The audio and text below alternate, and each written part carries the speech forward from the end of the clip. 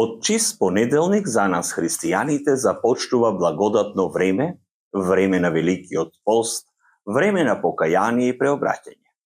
Ова време е можност да се приближиме и да се присоединиме кон Бога.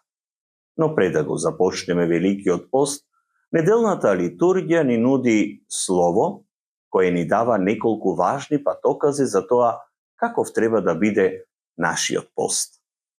Многу мудро, пред почетокот на Великиот пост, црквата пред нас го поставува простувањето како основа. Без простувањето постот нема голема духовна сила.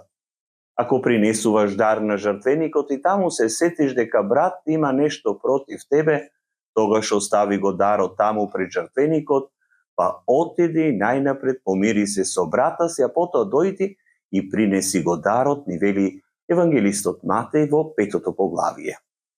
Простувањето не е само дар за оној кому му простуваме, туку и за нас самите.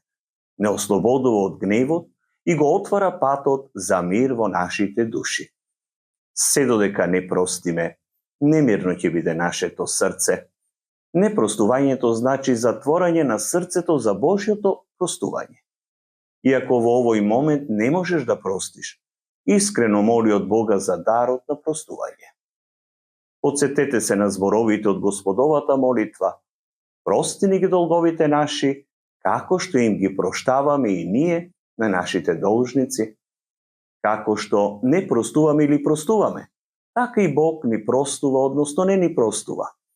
Ако не простуваме на нашите ближни, безобразно е од наша страна да бараме простување од Бога. Втората работа е постењето.